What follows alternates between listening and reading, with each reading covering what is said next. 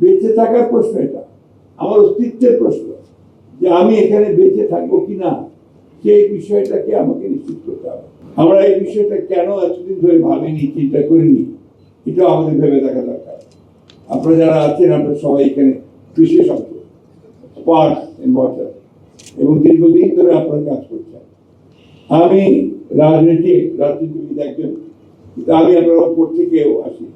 আমার রাজনীতির শুরুটা কিন্তু একেবারে পৌরসভা থেকে, এবং সেই পৌরসভাতে আমি প্রথম যখন যাই, তখন আমরা ওপরের ট্যাঙ্ক করে ওয়াটার সাপ্লাইয়ের ব্যবস্থা করি। কিন্তু ওই তারপর থেকে বহুদিন হয়ে গেছে, আজ পর্যন্ত কিন্তু যে খুব বেশি উন্নয়ন আমরা করতে পেরেছি তা আমরা করতে পারি।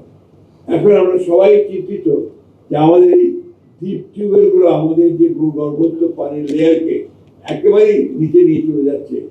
তাহলে কি একদিন হবে হঠাৎ করে ঢাকা সবটা ধপ করে দোষে নিচে চলে যাবে?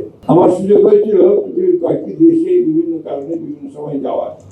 সেখানে আমি দেখেছি যে তারা সবাই সারফেস ওয়াটার ব্যবহার করছে, সবাই ওপরের পানি, উপরস্থ যে পানি, সেই পানি ব্যবহার করছে।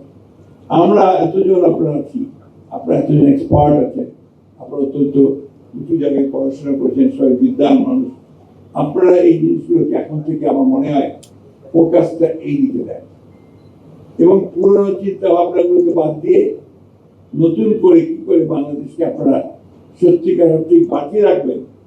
কোশ্চেন অফ সার্ভাইভাল, নট উন্নয়ন। বেঁচে থাকার প্রশ্ন, এটা আমার অস্তিত্বের প্রশ্ন, যে আমি এখানে বেঁচে থাকবো কিনা সেই বিষয়টাকে আমাকে নিশ্চিত করতে হবে। দেশের মানুষ, সরকার আপনাদেরকে এই দায়িত্ব